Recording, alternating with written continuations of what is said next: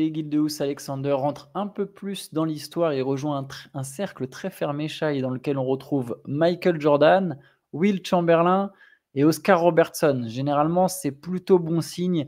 Un argument de plus en faveur du MVP.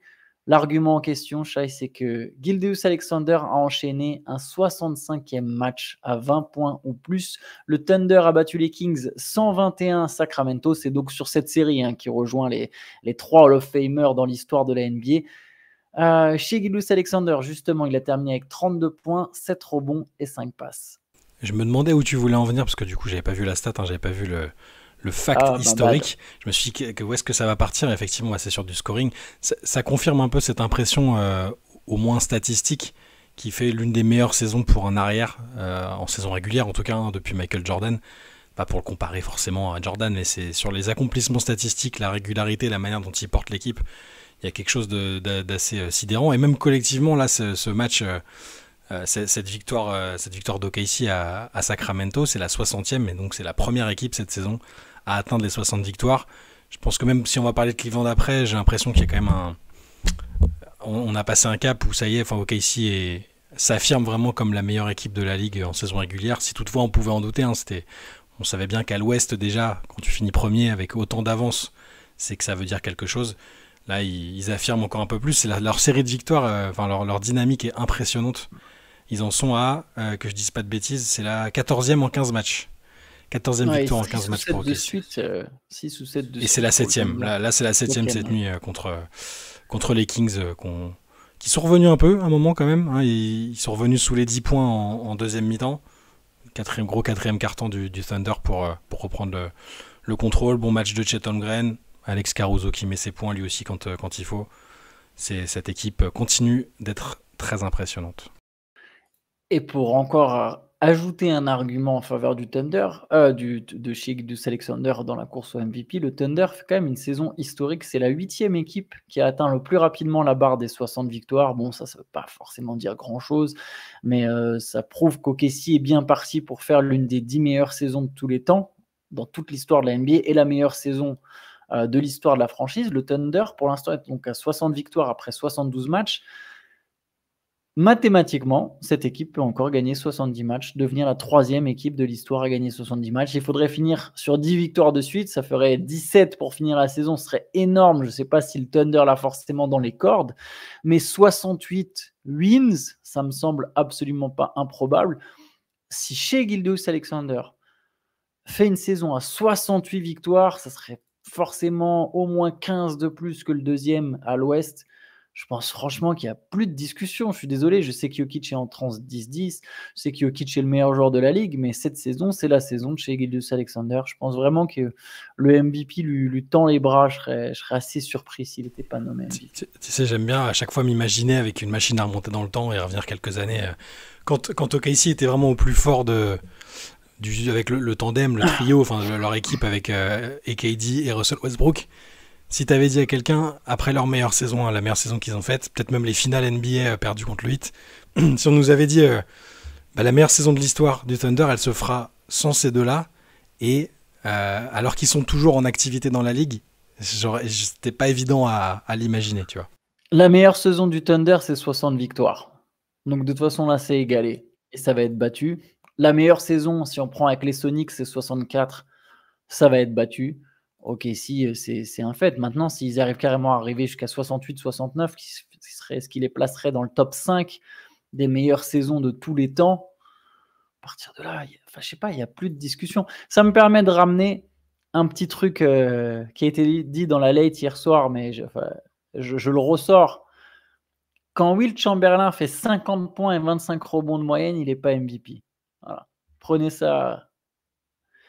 take that for data, comme dirait... l'hommage à David Fisdale qui sort d'outre-tombe. 50 points, 25 rebonds de moyenne. Il n'est pas MVP. Donc voilà, les stats, c'est quelque chose, mais chez Gilgeous-Alexander, je pense que c'est vraiment le joueur qui... Jokic le mérite aussi. Jokic est le meilleur joueur. Jokic est le plus valuable, en vrai. J'ai tout dit à partir du moment où j'ai dit ça, mais je pense que Shai sera MVP.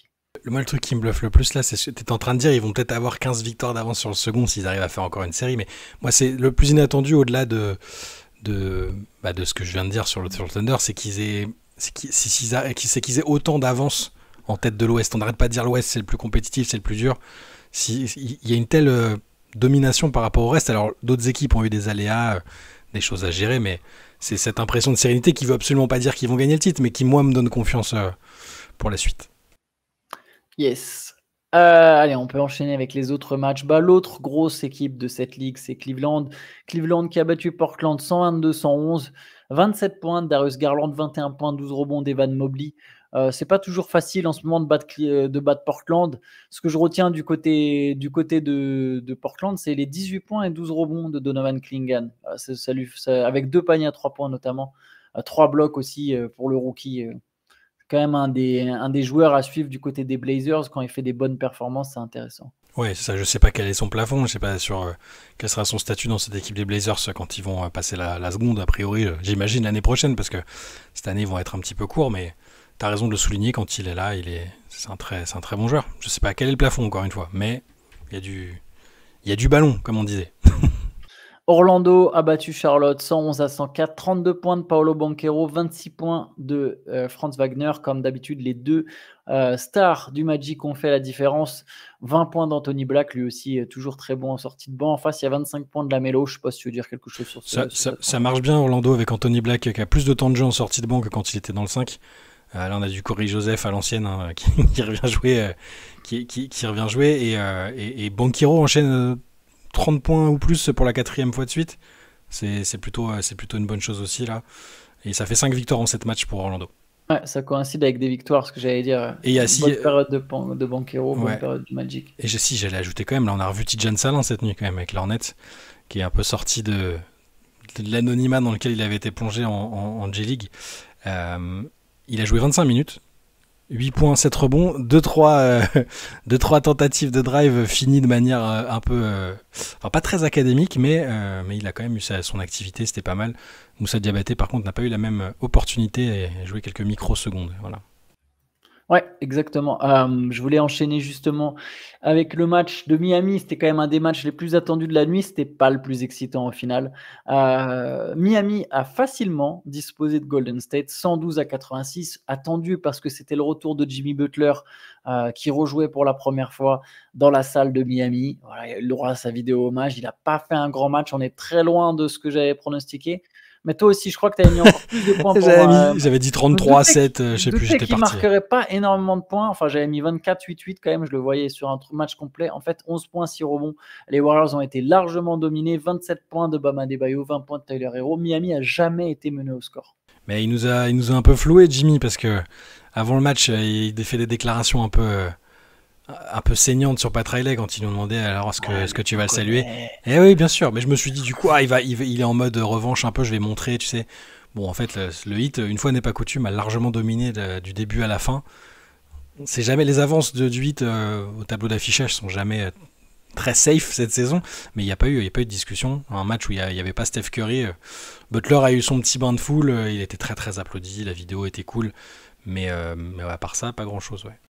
Si vous voulez savoir pourquoi Jimmy Butler est, oui, un personnage très spécial, mais aussi pourquoi il en rajoute souvent des caisses, et finalement, j'ai jamais trop aimé au passage, j'en profite, l'espèce de personnification énorme qui a été créée autour de Jimmy Butler, genre c'est le tueur absolu, ce qui n'est pas tout à fait vrai.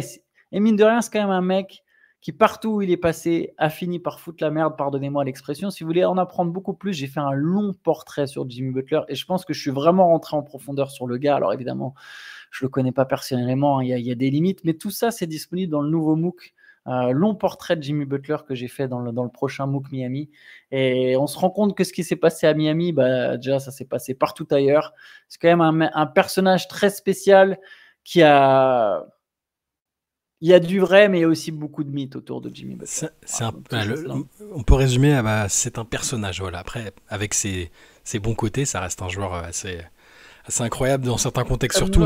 Mais t'as raison sur toute la narration autour de lui et la manière dont il aime qu'on interprète les choses. Bon, il y a plein d'histoires que tu fais bien d'inciter nos auditeurs à aller lire ça dans le MOOC pour très très complet sur Jimmy Buckets.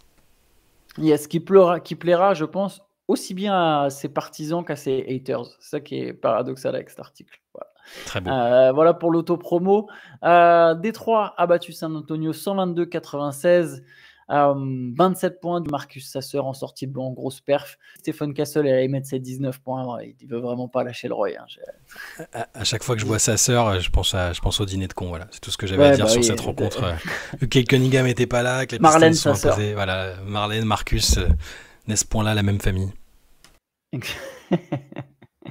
New York a battu Dallas, 128-113 avec une petite performance historique quand même pour Karl Anthony Towns et Josh Hart. Sont devenus les 2 premiers joueurs des Knicks à compiler un triple-double au cours du même match. Alors il y a 26 points, 12 rebonds, 11 passes pour Kat, son premier triple-double depuis 3 ans. Il y a 16 points, 12 rebonds, 11 passes pour Josh Hart. Il a fait plusieurs triple-doubles cette saison, j'ai perdu le compte. 35 points d'O.J. Anunoby. C'est son 9e à Josh Hart. 9e. C'est là que tu vois qu'on est dans une autre période statistique. Ça, encore une fois, ces histoires de triple-double, vraiment bien relativisées. On a une époque où les triple-doubles, on les célèbre, mais il y en a de plus en plus. Ça ne veut plus dire la même chose. Ça ne veut plus dire tout à fait la même chose. Si jamais ça a un jour voulu dire quelque chose, même si c'est bien sûr des belles performances, et la preuve qu'il y a des joueurs très complets en NBA. 35 points d'Anunoby, 38 points en face de Naji Marshall. Lui aussi, il se régale. Autant... Dans le trade, Quentin Grimes s'est régalé avec Philadelphie. Naji Marshall continue un soir sur 2, il bat son record perso, donc il saisit l'opportunité. Juste pour revenir sur Josh Hart, t'as raison, il faut nuancer, relativiser un peu peut-être certains triples-doubles. Lui par contre, le nombre de rebonds qu'il prend dans les matchs par rapport à sa taille, son gabarit, son poste, tout ce que vous voulez, c'est incroyable. Il fait partie vraiment de la classe des arrières qui ont ce sens du rebond, qui ont le flair, comme il y a très peu de joueurs. En fait. Il y a une notion, il y a la notion d'effort qui est évidente, qui fait qu'il arrive à capter des rebonds. Mais il y a le placement, en plus de l'effort, le flair, tout ça. Les triple-doubles ne viennent pas de nulle part. Il est impressionnant. Il est quasiment à 10 rebonds par match. Et ça fait des années qu'il est fort au rebond, Josh Hart. Il fait quoi ? Il fait un 95 ? Non, il est un peu plus grand que ça. Ah, quoique, non, pardon, t'as raison. Il fait... Non, my bad. Et t'as très bien vu, Shai. Ouais, il fait un 95, ouais. Je l'imaginais plus grand. Non, mais parce qu'il joue au-dessus de sa taille, c'est pour ça. Mais ouais, en tout cas, non, mais clairement, ça a toujours été un des meilleurs arrière-rebondeurs et c'est vrai, t'as tout à fait raison. Il n'y avait évidemment pas d'Anthony Davis pour les Mavericks, on était en back-to-back, donc... Qui dit back-to-back dit pas d'Anthony Davis. Les Rockets ont battu les Hawks 121-114 avec 32 points de Jalen Green. Ça marche toujours bien du côté des Rockets. Il y a 18 points du Français Zachary Rezaché, 8 sur 16 au tir en 24 minutes. Par contre, il a raté ses 6 tentatives à 3 points. Mais bon, 18 points à 50% quand même pour Rezaché. Ouais, et les Rockets qui se sont fait un petit peu peur aussi, ils avaient le match en main. Ils ont eu 20 points d'avance. Atlanta est revenu à -4. Et derrière, ils ont fait le job en fin de match. C'est jamais, il y a toujours cette période un peu compliquée quand t'as gagné plein de matchs, ils en avaient gagné 9 de suite, t'en perds un et derrière, il faut se remettre dans une série, dans les dispositions pour gagner. Bon là ils l'ont fait contre Atlanta et c'est bien pour Houston parce que la deuxième place est quand même importante. Ouais, puis ils vont sans doute atteindre la barre des 50 victoires pour la première fois depuis 2019 quand même. Les fans des Rockets, ils ont James Harden. Les fans des Rockets, depuis le départ d'Harden, ils en ont eu ils ont mangé des choses pas très agréables, si vous me permettez l'expression. Et ça récompense le bon travail. Alors, il y a eu des saisons sans. Stephen Silas n'a pas eu toutes les bonnes cartes en main, peut-être, quand il coachait. Là, Ime Udoka a vraiment ramené quelque chose. Juste un petit mot sur ce match encore. L'aspirateur Dyson Daniels dont on parlait hier dans la late. 19 points, 10 passes, 8 rebonds, 4 interceptions. Ouais. Malgré la défaite. Il fait une très belle saison. C'est vrai que lui aussi, dans la course au MIP, il y a vraiment des arguments à faire valoir.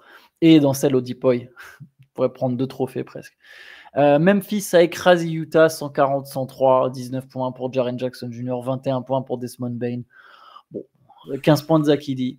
Pas de Ja Morant, Jaren Jackson qui s'est pris un pain au visage et qui a joué de manière alternative, mais Memphis a quand même gagné avec une très très très grosse deuxième mi-temps parce que c'était serré en première mi-temps. Et Memphis qui du coup, je check, oui, il repasse 4e, ce qui me semblait. Ouais, ils sont à quoi ? Ils sont à 0,5 de Denver. Enfin, c'est collé avec Denver. Ils sont à 0,5 de Denver et ils sont qui est devant, puis ils sont à 0,5 des Lakers qui est derrière. qui sont derrière. Mais dis-moi, Shai, on a déjà fait le tour de tous les matchs, figure-toi. On est allé vite. Je crois que j'ai rien oublié là. Félicitations. Je revérifie, mais a priori, tu as raison. On a fait le tour des matchs. Il y a quand même une autre info qu'on aimerait aborder, c'est une mauvaise nouvelle. C'est pour Damian Lillard, thrombose veineuse profonde au mollet. Damian Lillard qui est donc out pour une durée indéterminée, caillot sanguin du coup dans le mollet, il prend des anticoagulants. Et on peut le dire tout de suite, ce qui nous étonne beaucoup, Shai, c'est qu'en fait aujourd'hui il y a déjà des journalistes qui assurent que les Bucks sont très optimistes sur le fait que Damian Lillard va rejouer cette saison. Et j'avoue que moi, alors je suis pas spécialiste, mais je comprends pas, parce qu'il y a 6 mois pour Victor Wembanyama, on nous annonce 6 mois, on nous dit il peut pas, pendant 6 mois il est sous traitement, etc. Mais Damian Lillard qui a exactement la même chose, en tout cas le même intitulé, après il y a peut-être différentes thromboses, etc., mais qui est censé suivre du coup le même traitement, on nous dit qu'il va peut-être revenir. Il y a différentes thromboses, effectivement, mais d'ailleurs, si vous voulez en savoir plus sur la thrombose, Benjamin Moubèche avait fait un mob deep justement là-dessus, parce que malheureusement, il a connu cette situation. Mais oui, j'étais étonné comme toi, parce que quand j'ai vu l'alerte sur le téléphone, j'ai vu l'alerte de Shams, de Shams Charania. Quand j'ai vu thrombose Damian Lillard, je m'attendais à ce que dans la suite du message, il y ait fin de saison pour le meneur des Bucks, et au final j'étais très étonné aussi, parce que c'est un endroit sur lequel par le passé il y a eu des choses assez sérieuses quand même. Chris Bosh, ça avait commencé par là, même si c'est peut-être mieux soigné, mieux compris, mieux appréhendé aujourd'hui. C'est quand même pas. Et même les déclarations de Lillard qui ont été relayées par Chris Haynes, son meilleur relais parmi les journalistes en NBA, dedans c'est je dois penser à ma famille. Enfin, ça fait vraiment, on dirait la déclaration de quelqu'un qui ne va plus jouer cette saison et qui va tranquillement essayer de revenir, un peu comme Victor et comme d'autres qui ont connu ça. Je sais plus combien avait manqué Ausar Thompson la saison dernière quand il a eu ce problème. Je crois que c'était relatif. Enfin, c'était plus en semaine, je crois que ça se comptait. Il faudrait que je revérifie. Mais voilà, il doit y avoir quelque chose dans cette thrombose-là qui fait qu'ils sont optimistes, ou alors juste ils veulent pas tout de suite casser le moral des fans des Bucks, leur faire comprendre que la saison est flinguée parce que Lillard est out. Pour l'instant, le mot d'ordre, c'est out indéfiniment. Jusqu'à durée indéterminée. Thompson, il a raté toute la fin de saison. Ok, bon, mais c'est survenu à quel moment aussi? C'est survenu en mars, il n'est pas revenu au début de cette saison là en cours. Hein. Donc il a raté énormément de mois, Ausar Thompson. Il est revenu qu'en novembre, après avoir arrêté en mars. Effectivement, donc on n'a pas d'explication. On va voir, peut-être qu'on aura de plus amples explications là-dessus dans les jours qui viennent, mais c'est vrai que autant dans la déclaration que dans l'explication de la... Enfin, c'est pas de la blessure, mais du problème médical, je m'attendais vraiment à ce que Lillard soit out. Après, les franchises, parfois, elles ménagent les fanbases, hein, elles prennent un peu des pincettes et elles disent pas tout de suite que c'est fini. Mais ça semble compliqué, ouais. Bon, on en saura un petit peu plus, j'imagine, de toute façon, dans les prochains jours ou prochaines semaines. C'est vrai que dans tous les cas, c'est un coup dur pour les Bucks, parce que, encore une fois, t'es outsider. S'il n'y a pas Lillard, c'est même pas envisageable. Déjà qu'avec Lillard, c'est difficile de se dire que les Bucks vont être à même de vraiment créer une surprise à l'Est. Sans Lillard, c'est inenvisageable. Sans un Lillard à 100%, pareil. Donc, nouveau coup dur pour un projet qui n'a pas une fenêtre de tir indéfinie. Hein. Parce que Lillard, il a quoi, 34 ans, quoi. Ça va faire une excuse pour Doc Rivers? Non, c'est pas gentil. Bon, il s'en servira sans doute.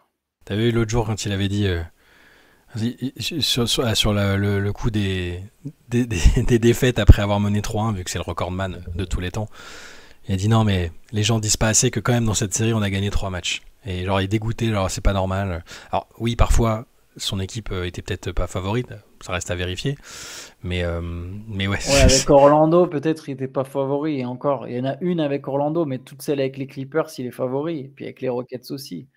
Je pense les Rockets, les Sixers. Avec les Sixers, pardon. Ouais. Bon, ça faisait longtemps qu'on n'avait pas mis un petit pic gentil à Doc, quoi. Voilà. Non, mais c'est fou par contre ça, on dirait une quote de NBA Santel. Genre, mais je me suis fait remonter les 3-1, mais oubliez pas quand même, j'ai gagné 3 matchs. Bien sûr que tu as gagné 3 matchs, mais enfin bref. Ouais, sacré Doc Rivers. On va s'arrêter là-dessus, Shai. On est bien matinal ce matin et on est bien fatigué aussi. On sera plus en forme demain pour un nouveau CQFR. Et je remets une couche, n'oubliez pas que le MOOC est disponible sur le shop de Basket Session, basketsession.com. Allez, bonne journée à tous. Ciao, ciao. Ciao, bonne journée.